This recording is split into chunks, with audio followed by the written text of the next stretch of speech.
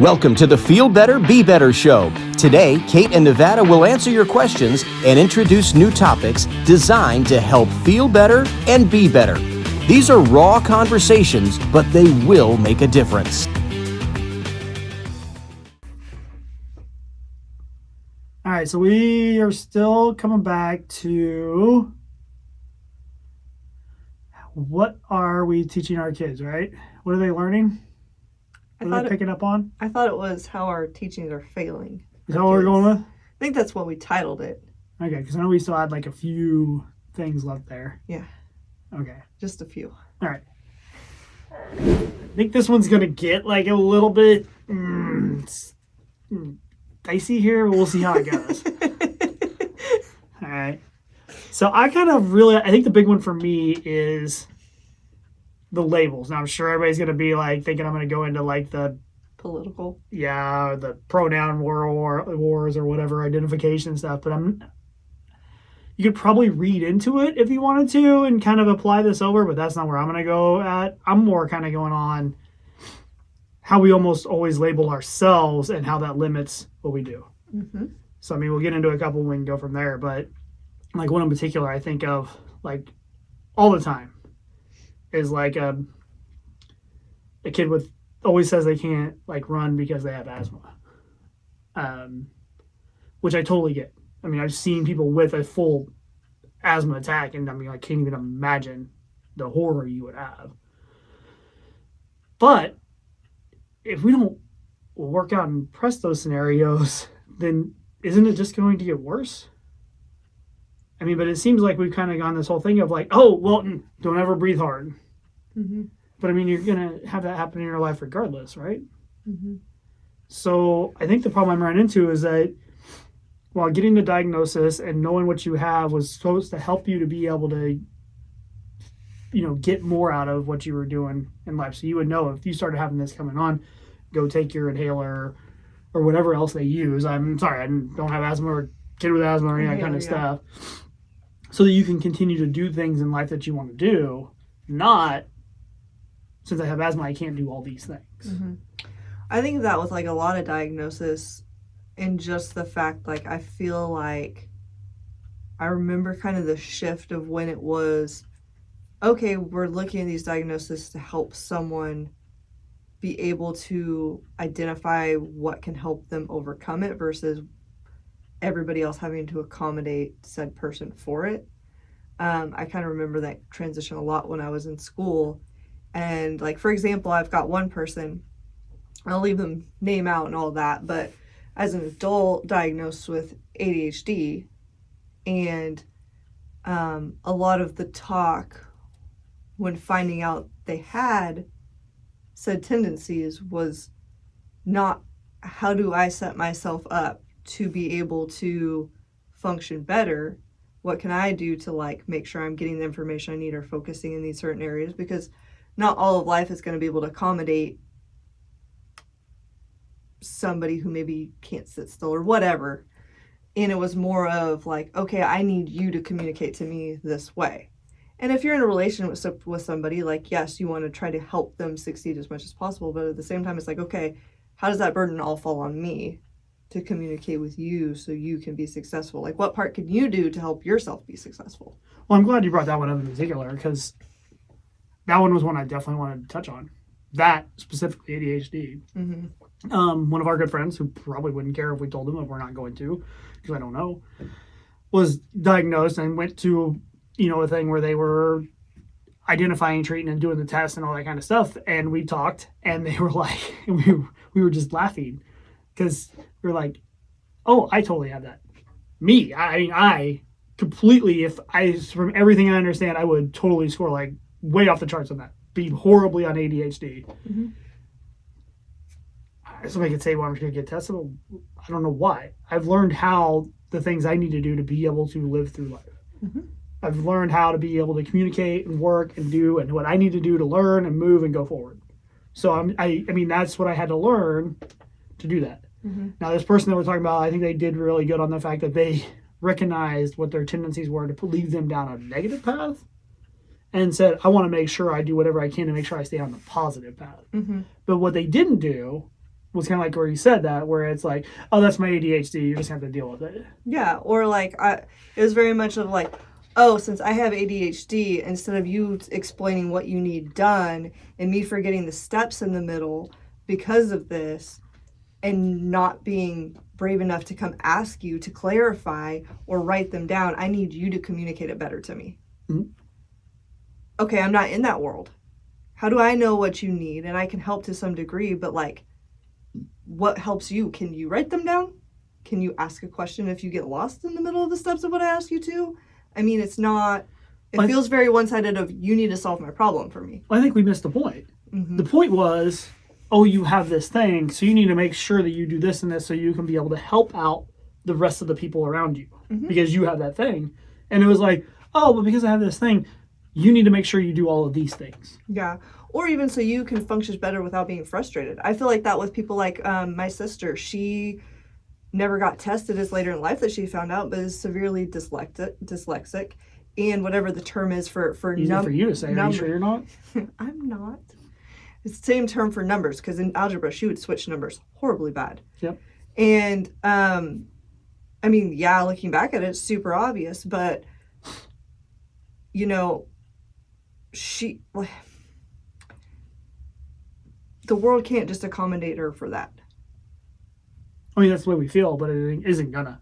No, and so what can she do so she's not lost in this world where it's not set up for her to be successful? How can she put things in place to help her be able to succeed and not get completely That's the idea of the left diagnosis. behind? That's the idea of the diagnosis, but that's not what we do. No.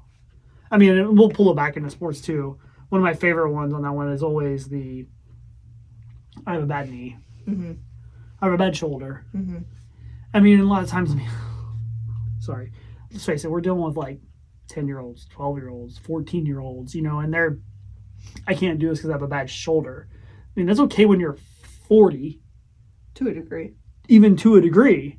If you're not, but I mean, on 40, you're going to have, if you even talk to me and you're going to be like, okay, are you doing your stretching? Are you doing your physical therapy? Are you doing your working out? Are you doing this? Well, then, I mean, why do you expect it to be good? Mm-hmm. But you can even argue that for a 10-year-old. No. Well, I mean, hold on. I'm going to come back on the 10-year-old. No, what are we doing that isn't working right? Mm-hmm. But that's not the idea. The idea is, I have a bad shoulder, so I can't throw. Yeah. Or I have a bad knee, so I can't run. How are we imbalanced? What muscles aren't strengthened? Like, why at 10 are you so imbalanced that you have this pain? Because you shouldn't. You shouldn't at 10. Well, but it's also... Unless you have a serious injury, there's no reason that you should just have muscle or joint pain like that. But I think it comes back from how are we failing our kids, that as soon as somebody says they have something like that, and of course the doctor's going to say rest, which they should, because you got something inflamed, you should also maybe look at what you may need to change to make it work. And we can come back to that in a second because it's driving you crazy. But I think the big thing for me, though, is that it's like as soon as something, I have a pain here, we'll stop doing anything. Mm-hmm. And it's like, yes, but it also can't become the thing that, well, I would have been great at basketball, but I have a bad knee. And you're like, when did you get that bad knee? When I was 8. Yeah, I mean, very rare circumstances. But I know a lot of people that are that way. That, I mean, it happened when they were young, and it was just like, yep, that's why I couldn't play. And it's like, I don't think that's the reason why. Well, a lot of it, get on a little soapbox here. Sure. A lot of That's what we have here. Yeah. Should we change the name? I think Kinetic Soapbox. That would be awesome. There we go. A lot of it, one, has to do with the fact that we're so into just overtraining in one sport. Yeah. And we don't let kids just run around and play anymore. Or they just don't because they have video games, TV, whatever. There's so many reasons not to, that you're not using muscles in different ways, so you're overtraining and you're causing pain. 2, rest does not mean do nothing. It means stop doing probably the intense, overworking exercise that caused the problem and do other things to balance it out. That's active recovery. Not the same thing. Rant done. Wow, really? You're stopping there. Taking a breath. I Go. thought for sure you were going to get into you have something inflamed. Oh my God. Go down a whole nother path. Well, which we've hit on plenty of times. Yes. I mean, it's hilarious. We'll go through 7,000 other things, and the vast majority of what causes all inflammation is what you put in your mouth. Mm-hmm. But yet we don't want to talk about that. No, that's too tough to overhaul and change for people. Everything else is a huge thing, which then we can get into the whole fact about how I told a 13-year-old that they had to change their diet when I meant you need to look at what you're eating. Yeah. Yeah. But, you know, I've made the same mistakes even through college and early 20s. I mean, you think you're invincible with what you eat. You can go eat Taco Bell all the time. It doesn't do anything. It doesn't change your performance or how you feel. I'm not saying I didn't do that. I know. So I get it, but then to a degree, it's like, okay, you have so much information and you want to have a better health and body and sports career. Like, it's not hard. Learn these lessons early so you don't have to change them later in life when it's so much harder. I think the one that bothers me most, though, is that especially in that world, the inflammation world and what we're talking about here, and I have this issue, is that it becomes my identity. Mm-hmm. It becomes the thing that I am. I'm the one that can't do this because of this. And you stop there. I wish I would have had somebody that would have known and been able to explain some of this when I was younger, because I mean, I was then and still am plagued with a pretty heavy injury that, I mean, it is pretty much pain all the time. But I still play, I still do things because I'm not going to let that pain define my life. Mm-hmm. And I didn't then either. I mean, the doctors had me set for 2 weeks and you're supposed to clear it up and didn't do anything. And then rest another 2 weeks and didn't do anything. And rest another 2 weeks. And then I didn't really care, even though it didn't do anything. I was like, I'm done. Obviously, this isn't working. And the doctor's going to say, oh, let's rest 2 more weeks. So, but anyway, the thing I'm going on that, though, is I wish somebody would have known enough to sit down and say, let's look at what might be causing your inflammation. I'm pretty certain at this point now, as I've kind of re-injured it here, pretty bad, like one of the worst ones I've had, that I'm like, I have got some severe muscle imbalances. I've got some, obviously, things that are causing my inflammation. So I need to address like all of those things. People are going to be like on your diet and stuff like that, but we both know I just kind of learned that I am highly allergic to something that I've had in my life, my entire life. So I mean, I'm going to have to really address that because that's going to cause inflammation throughout my whole body. Yeah. So I'm going to have to hit all those things, but I'm not sitting back just going, I can't play anymore because it hurts. Mm-hmm. It's me that's causing the hurt. The knowing the information isn't that now I can say it's okay to not do something. Now it's okay. What do I got to do to fix it? Mm-hmm. We don't teach whatever we're doing. We're not teaching that. No. There's too many people that are doing, well, I'm just not good at math. Mm-hmm. Well, nobody is if you don't work on it. Yeah. You gotta find a way that works for you. Don't get me wrong. There are some people that are true geniuses on that kind of stuff. 99% of us are all working at it. Some people just work harder than others. Mm-hmm. And some people are set up to learn better in that environment. It doesn't mean that because it's harder for you that you can't work and still figure it out and learn how to do it. It's okay to be good at something. Yeah, and it's okay to not be good, but still work your butt off and find a way to make it get better. I just meant it's okay to be good at something. You don't have to be great and amazing at everything that you do or you don't do it. Yeah. It's okay to just be good. Mm-hmm. And anybody has a problem with that, fine, no problem. Come and talk to me because I'm really good at a lot of sports. I'm not great at any of them. Except for one, but nobody plays that. But, I mean, it's just one of those things where it's like, if you want to say that's an issue and you should only focus on what you're great on, then thank you very much. You can just not talk to me then, because I'm not amazingly great at hardly anything. I'm really good at a lot of things, athletically. I think about even in life. I feel like, there's a lot of things that I've learned, a lot of different things, because I enjoy learning, and I'm good at a lot of things, but I'm not great in a lot of areas as far as, like, social work, various different work aspects in different areas. I mean, I'm not real great at paying bills. I get kind of busy with things and don't realize them. Should I just stop paying bills? Yeah, probably. Your bills will probably be fine with that. You'll be fine. We'll be go. Now, do you have anything else on that topic? I'm sure I do. Well, we can go. I was going to go back to labels in general. Sure. Another one that I think of is situations that we have in our life. We talk about all the time the people who take things that are difficult and learn to make themselves stronger for it, and the people who take things that are difficult and make themselves a victim of it.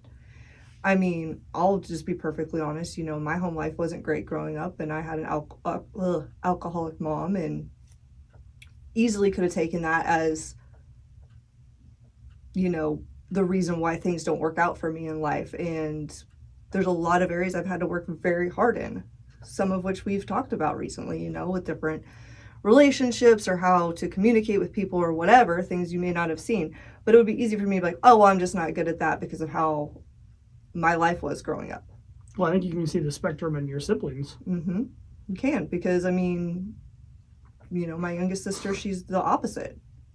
And your middle sister is pretty much in the middle. Mm-hmm. I mean, it's interesting how the three of you kind of have all taken a different take on that scenario. Mm-hmm. And kind of shows you how much of it is really subject to the way you handle it in those years when you're learning. Mm-hmm. For you, it didn't really matter the problem that was there. You had to go on for your sisters. Mm-hmm. So you had to basically face it head on, deal with it, and get things done. Yeah. I say deal with it like you actually handled it and dealt with it. You're dealing with it. Could have been pushing it down and dealing with it later. Kind of the case.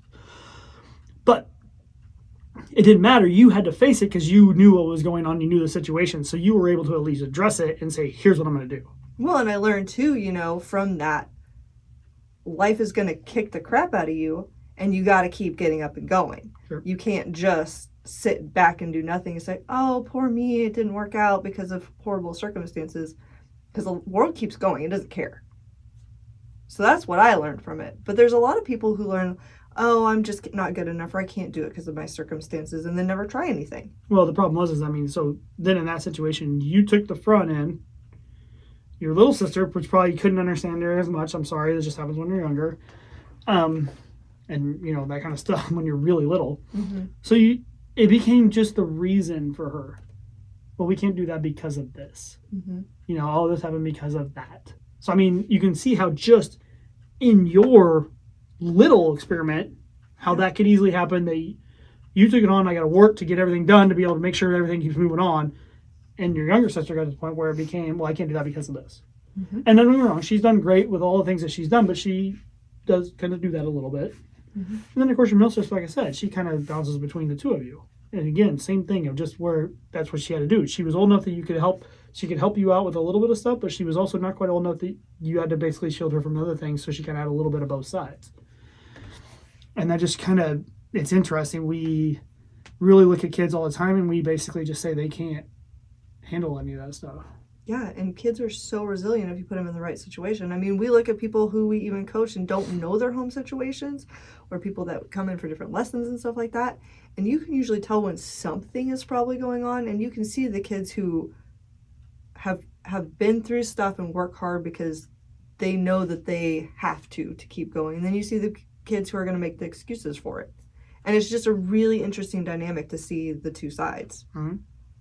Well, I think too, like when we talked about with your kid, with Harper, I'm not very good at kind of holding back. If she asks me a question, I'm going to give her an answer. Now, I do have a little bit of buffer of a whatever you call it, a filter on that one. I'm not going to go crazy, but if she asks me a question specifically about something and I have the answer, and I don't think it's inappropriate to tell a kid, then I will tell her. And there's so many people that just don't. Mm-hmm. They're just, why is the sky blue? All right, well, it's because of the spectrum of the light that bounces through the ozone layer, blah, blah, blah, blah, blah, which then gives her more questions, and we have a conversation, whereas most people will be like, well, the kid don't understand what that is. I'm like, there's only one way they find out. Mm-hmm. You got to talk about it. They're just not going to magically find out or Google it or something. I'll probably Google it. But also where I'm going with that is I've literally told my sister before, you are aware that your kid is old enough now that he knows how to find this answer. So if he asks me the question, I'm going to give him the answer. I'm not going to sugarcoat it. I'm not going to steer him clear of stuff. I'm going to tell them the answer. So if you don't want that scenario, you need to tell me. If you want me to lie for you, I will, because it is your kid. But I'm not, but make sure we understand that is my belief. My belief is that they're old enough to be able to use their smartphone. They're pretty much old enough to be able to hear an answer because they're going to be able to find it whether you want them to or not.